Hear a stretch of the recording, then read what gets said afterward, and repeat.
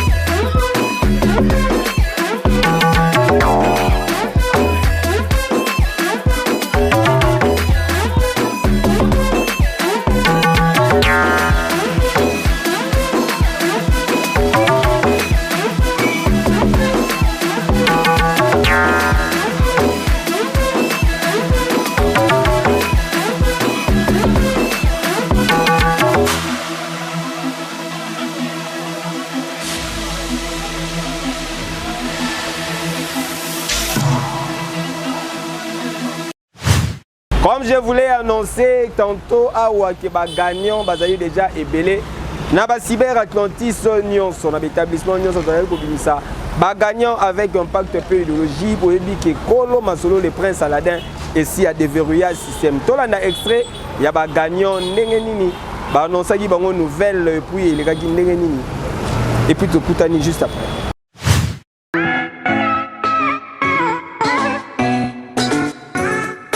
Depuis mokolo ya samedi 6 mai eleki Kinshasa, capitale de la République démocratique du Congo, ezali ko vibrer une ambiance moko inhabituelle. En effet, ezali depuis publication, y a ba résultat ya DV Loterie 2024. Et loko moko to constater, ezali ke ba cyber et salaki nango ba plein kasi ba résultat nde ezali ko bima na ndenge batu abandaki kozela yango te. Équipe ya ba reporter na biso et salaki descendre sur terrain pour na koyeba ndenge nini ba gagnant bazali komona na te en rapport na nombre important ya batu oyo babetaki DV Loterie na ba cybercafé ya République démocratique du Congo en général pe ya Kinshasa en particulier.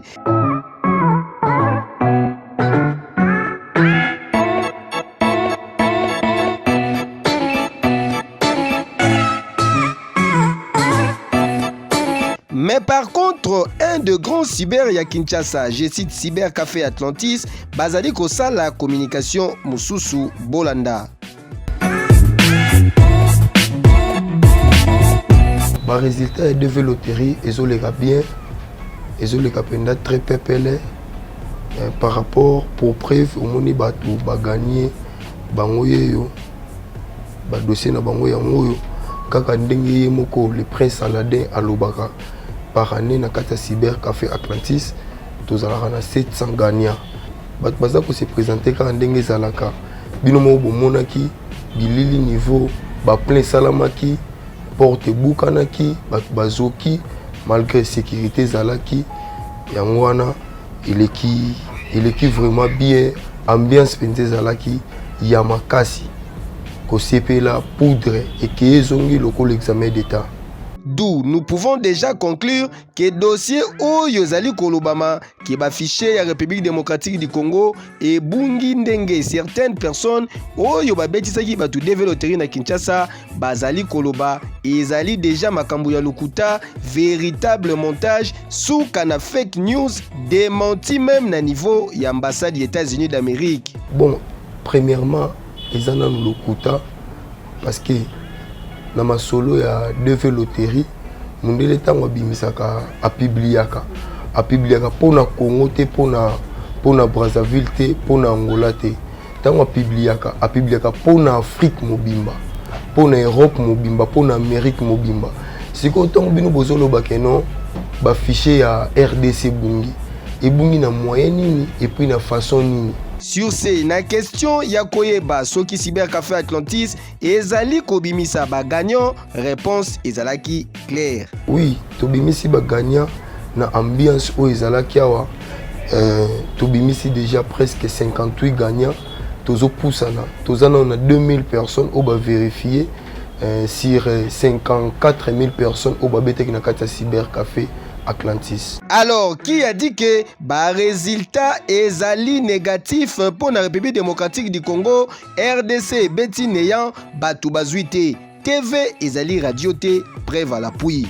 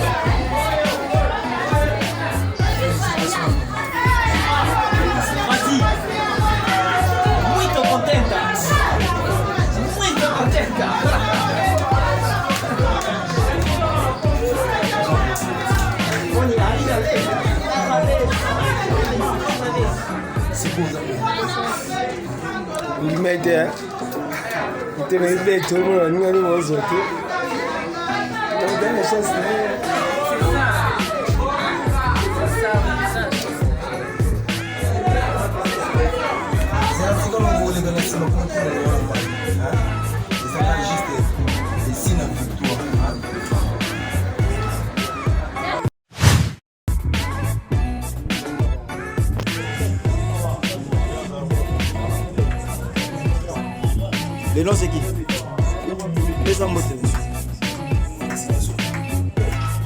Ah, américain, ça va?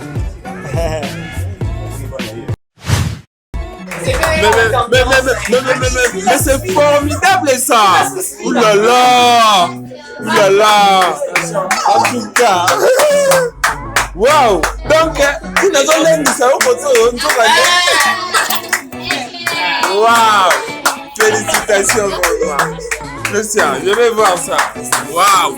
Alors, en tout cas, félicitations, félicitations. En tout cas, Manaka. Waouh! En tout cas.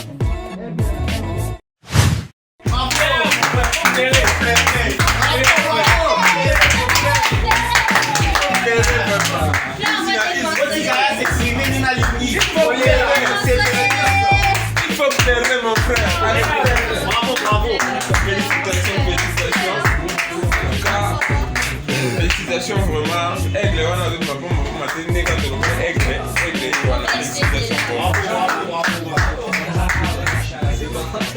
Félicitations vraiment, c'est un pays Félicitations mon frère.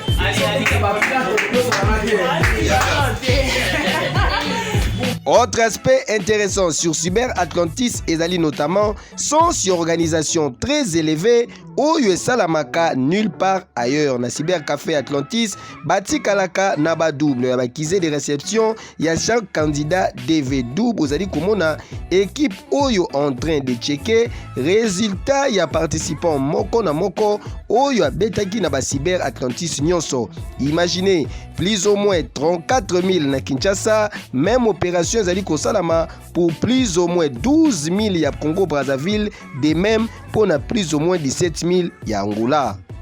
Awa toza na Kije Atlantis, awa eza place oyo ba document nyonso ya batu nyonso babetaki DV tobombaka ngo awa pona tango ya vérification tokobanda ko vérifier papier moko gagnant nyonso oyo abimaka awa soki nanu aye ko vérifier na ba Cyber Atlantis te biso moko tokendaka sur le terrain ti place aza afandaka ezala ofandaka wapi place nyonso oyo oza na ville ya Kinshasa biso moko tokitaka ti place gagnant azali toye ko informer ke a gagné na DV loterie awa musala na bango ezali musala otosalaka awa eza ko vérifier ba papier nyonso oyo eza ya ba gagnant na ya bato nyonso ba betaki DV loterie ba papier na bango nyonso place oyo tozali eza uniquement pour na vérification ya ba papier ya mutu nyonso oyo abetaki na Cyber Atlantis. Au terme ya enquête na biso tokoki ko conclure que cause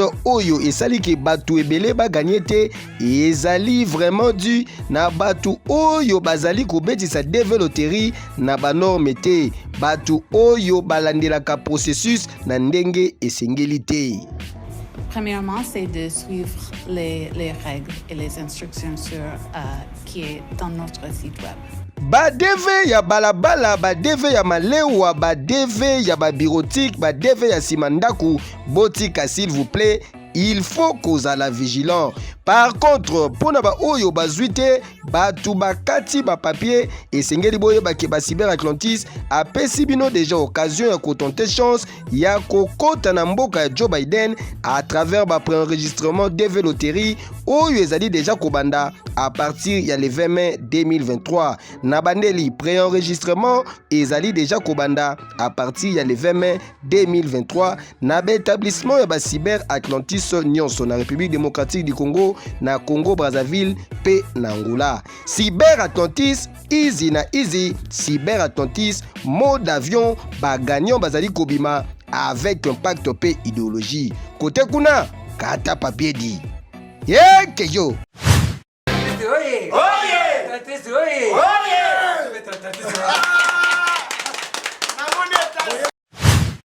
Ne vous inquiétez pas, Cyber Atlantis ne mukolo masolo, il y a prise en charge. Cyber Atlantis asalaka prise en charge partielle, Cyber Atlantis asalaka prise en charge totale. Donc, et là ici, ata au gagné na ba cyber nyonso. Soki ozali na makokite pour na kokende mboka ya Donald Trump, mboka ya Oncle Sam, mboka Joe Biden. Kimambango sikoyo na établissement Atlantis mwana mboka Bob moke ici à Zola bino solution a to déverrouiller masolo bato pour ça la prise en charge donc susu bakobanda kubanda na billet démarche tiro comme en États-Unis na esika kolala ezala pona batu ezala pona ba couple ezala pona ba famille ezala bozali famille nombreuse solution na ba Cyber Atlantis ici ezoma. Voilà, comme annoncé, Toza Awana, monsieur William, Zali superviseur, il y a Cyber Atlantis, il y a Bandalungwa, Cyber Atlantis, il y a Sikawe Zali Kofongola, ma porte dans la commune, il y a Bandalungwa pour nous servir. Monsieur William, Mbote et puis Yebisabiso, Masolo Atlantis Bandal, ils allaient se dérouler comment? À quand ma porte, ils allaient Kofongola Atlantis Bandal? Mbote, Bana Kinshasa, Bana Bandalungwa. Bolela qui trop par rapport à Cyber na bino ezaki mo musika na bino toyeli bino Cyber Atlantis na Bandalungwa na entrée à Wenze na avenue Kimbondo numéro 243 et na coin on a juste le fait toyeli bino Cyber Atlantis donc impact nyonso oyo Cyber Atlantis ezala nango yango tomemi même stratégie kuna na ba 1+ parce que année oyo eza mode avion donc to travailler makambo nyonso state prise en charge nyonso eza au complet. Na Cyber Atlantis au beti au gagné et puis au pays États-Unis mode avion yango wana prise en charge ezali kosalama ndenge nini na Cyber Atlantis. Prise en charge en fait ezali sokobeti la plupart bandeko na biso sokobeti et ça rappelle ma famille peut-être le coût ya famille mobibero ça un peu plus cher bo bangate Cyber Atlantis de la bino nyonso na poche. Déjà il y a des résidences aux États-Unis pour na bino bagagnon na biso to ça la prise en charge. Tout est prêt pour vous, billets d'avion, na place beaucoup, mais là, na intégrer bino na vie américaine, state life. Easy na easy. Donc les 20 mai au Toki sous le solo, il y a pré-enregistrement. Bateau va betagi et pas ba coach, na bateau va betagi pas ba de France Congo, balaki dessus na nenga ko sakanate. Les 20 oyo exceptionnellement et bandi avant pré-enregistrement, il y a des demandes ezali tellement ébélé. Cyber Atlantis il y a bandal pay ba ça la pré-enregistrement. Pré-enregistrement le 20 c'est confirmé na bandal. Ndenge na ba eza confirmé na ba porte à Cyber Atlantis à travers la ville de Kinshasa. Donc pré-enregistrement il y a le 23 on a tout un mois avant parce que l'année passée tout ça qui a tellement de demandes que le bito aider banakin comme liboso par rapport à Batunion soit par rapport il y a pour se préenregistrer parce que si c'est préenregistré puis ça yo moi tunnel moro ya favorable boye bibino mo va plein ça na Cyber Atlantis et on sala qui a mis boye avant beaucoup na masolo avant Batunion. Alors merci monsieur William Torozotan et Belete. Tu rappelez qu'adresse Césaline Avenue Kimbondo numéro 243. Ouais. Donc ce boye kuna bokuta monsieur William et puis équipe professionnelle. Il y a Cyber Atlantis bako c'est la bino musala na qualité comme d'habitude na ba établissement non voulais dire il y a Cyber Atlantis. Donc 2000 francs pour la vérification et puis $5 pour la pré-enregistrement. Merci aussi William. Merci beaucoup journaliste. Merci.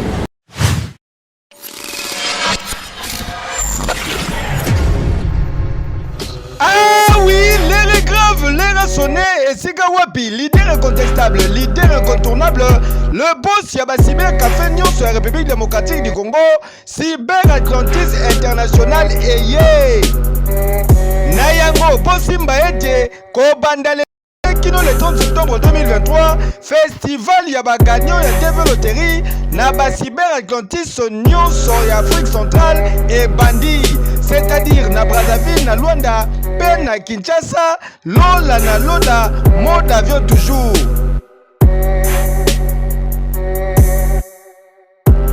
Yebelan de Kopo, ezaka na système Yasika, Atlantis en mode avion, likolo. Et bongo makambo ya kilelo, kei ezongi. Mobange na prise en charge pour na bagagnon nyonso oyo bakoza na ba difficulté financière ko banda mai 2023 kino septembre 2024.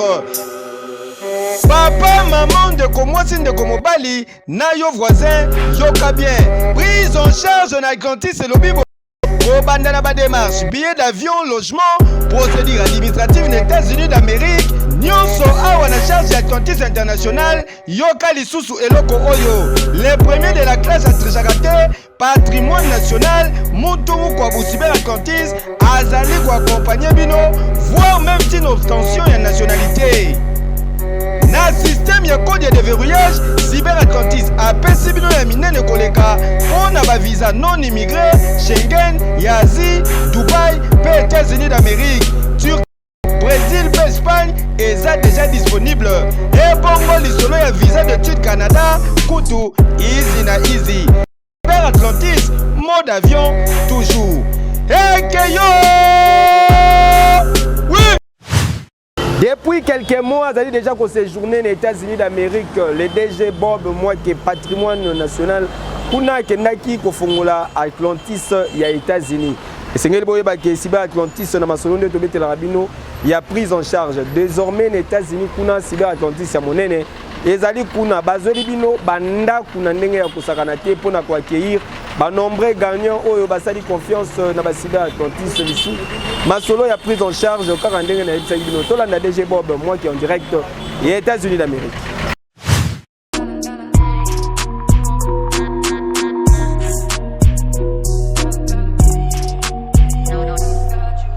Banaki bino voyez et Aliamba Easy. On se complique pas avec les autres. Le 6 mai, les résultats DV et Zobi. Aussi au Moni, bah nombre à visa possible. Aussi au Moni, comment est-ce que Atlantis est le 7e rue après Sima Solo. Atlantis est à 24 novembre après Sima Solo. Atlantis est à boulevard des 30 jours. Là maintenant, tout le monde de la Atlantis en Mola, la Ochaïen, la à Brazzaville. Sur ce, le 6 mai, tout le monde a la queue le loup. C'est compliqué. Il n'y a que les autres qui peuvent se compliquer. Même si tu as joué ailleurs, tu peux venir chez nous, il n'y aura pas de problème. Là, c'est le DG Atlantis qui vous parle. C'est dans les mois ici.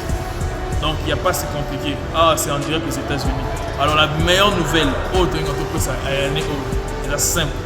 Je vais vous expliquer au mot simple que prise en charge des autres salams. Cela prise en charge, je vais vous expliquer il y a aussi. Alors, cela prise en charge de ça, madame. Prise en charge de ça, la montignon, surtout où Azali la possibilité de y Il y a 3 types de prise en charge. Il y a une prise en charge totale. C'est-à-dire prise en charge totale, pour ça les lieux démarche, sont des lieux billets pour installer aux États-Unis. Là, vous allez passer directement à Atlantis à partir de 6 mètres au moment où vous gagnez au Haïti. Prise en charge, il y a mis Balé et Zali. Soit tu gagnes, tu fais tes démarches tout seul, ou ce sont des billets d'avion. On a tous les partenaires, un niveau Atlanta, un niveau Dallas, un niveau Kirksville, un niveau Chicago. Troisième fois, on va prise en charge, même si tu acceptes ton billet, tu fais tout. Mais nous, on est en mesure de pouvoir t'installer. C'est ça aussi la logique, la magie d'Atlantis. La magie d'Atlantis, ça se passe là. Il y a des visas d'études, il y a des visas de tourisme, il y a aussi des visas de Royal New Zealand. Sur ce, nous, au moins, on a un grand monde. Et la radio, on va easy. Donc, c'est compliqué la vie.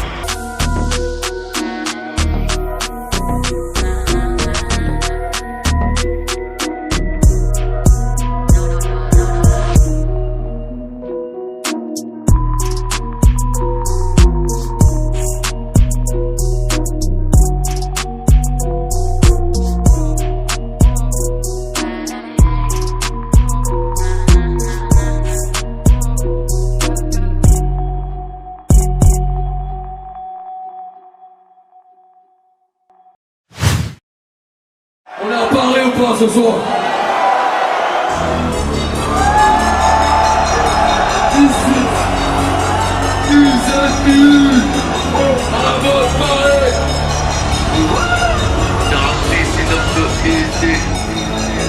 Ici c'est Paris.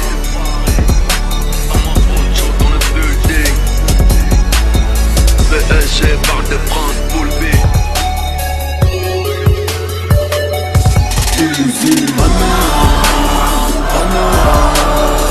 Les criminels te passent le salam. Marine Le Pen, c'est toi la regarde. Ici c'est Paris, donne les 10 que d'or, 10 que d'or, 10 que d'or, 10 que d'or, 10 que d'or, 10 que d'or, 10 que d'or, 10 que d'or. Parce qu'on bosse comme des chats, bosse comme des chats, bosse comme des chats, bosse comme des chats. Parce qu'on bosse comme des chats, bosse comme des chats, bosse comme des chats, bosse comme des chats. Parce que j'en dors pas la night, dors pas la night, dors pas la night, dors pas la night, j'en dors pas la night, dors pas la night, dors pas la night, dors pas la night.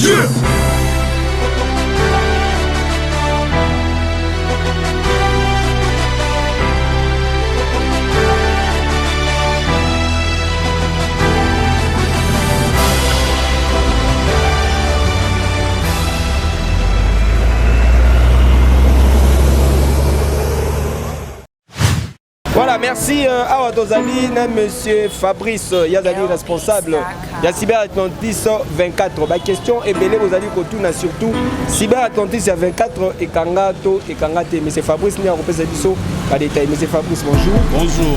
Est-ce que pas détail dans Cyber il y a 24, Cyber Atlantis il y a 24 et Kangité Cyber Atlantis il y a 24 ezali. Tozali wana tozo fonctionner toujours ndenge boyebi mais toujours moi problème bouquet, il y a déplacement de se déplacer tozaka na même parcelle.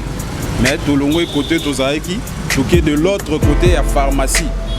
Juste après pharmacie, au moment na bâche ya mnene ya États-Unis à Atlantis ezawana na sewana kokuta biso tozawana Cyber Atlantis elongwete tozo continuer tozaka kawana na lingwala juste en face ya Académie de Beaux-Arts au moment na cabine à courant moko ezawana na simakaka ya cabine wana au moment na pharmacie après pharmacie tozawana chaque jour du lundi au dimanche tozawana pour mutu nyonso azana posa aya kotala résultat akoki koleka wana na Cyber Atlantis ya lingwala ekangite ezali. Voilà, vous avez déjà ma précision surtout pour banda ko benga epele na ba numéro ezali affiché wana pour kozwa. Koye bazoki Cyber Atlantis il y a 24 ekangite confirmation ezali Atlantis atikali toujours opérationnel na 24 novembre. Alors tous ce qu'on a période ya ba bazali ko vérifier ba résultat DV loterie. Pour nous ezali ko le kandenge ni. Bon, vérification ya DV loterie ezoleka bien. Baganya pe déjà babandi komonana moko déjà babandi komonana oyo azalaki nano anandaku aye ko vérifier DV loterie yaka toza wana na lingwala en face ya Académie de Beaux-Arts okukuta biso wana vérification ezakaka 2000 francs na 2000 francs na yo opesi oyena accusé de réception na yo to vérifier le yo résultat na yo soki ozwi to kosalela yo ba makambu nyonso po okende na mboka ya États-Unis. Donc vous avez déjà confirmation et pas M. Fabrice qui est pris en charge et ça dit que Salama yom to gagné à to betaki na esika songolo pakala établissement songolo pakala qui mamba déjà Atlantis azali maboko polele pona kosunga yo okoma mboka ya Joe Biden. Alors nouvelle mususu ezali susu que tu apprendre le 20 mai au pré-enregistrement ezali kobanda. Donc confirmez biso que na Cyber Atlantis le 24 novembre pré-enregistrement est démarrer à partir du 20 mai. À partir il y a le 20 mai oyo mutu nyonso oyo alingi abeta DV loterie akoki koleka na ba cyber nyonso oyo eza na Kinshasa Atlantis précisément na lingwa la place au biso tozali en face ya Académie de Beaux-Arts oye okosala pré-enregistrement na yo tangu DV ko banda oye obeti DV na yo à l'aise ozui résultat na yo ozongi ndako. Tembesili déjà Atlantis en mode avion, monsieur Fabrice Poto Tikayo, Moussa les amours et Bazali Koya, toujours ma solo à plein à Toro Betango sous-souté. Bureau, il y a Atlantis 24, ils ont ouvert pour Banda Ernie Nikino Ernie. Atlantis 24, tous a ouvert à partir il y a 8h30. Tous a déjà wana, 20h40. Mais des fois, Pesogi Batu Baleke Bele.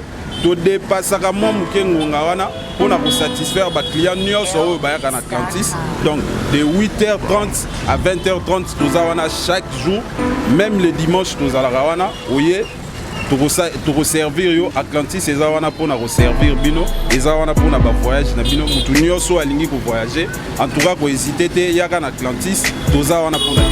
Merci beaucoup monsieur Fabrice, on a rappelé que Obetaki et pas ya coach, Obetaki pas de France Congo et Simbité pré-enregistrement déjà le 20 mai au Yokimamba on a Cyber Atlantis au Kende ko tenter chance na yo et pas ya mutu mukwabu code ya déverrouillage mon amboka Bob Mwake. Écoutez juste après.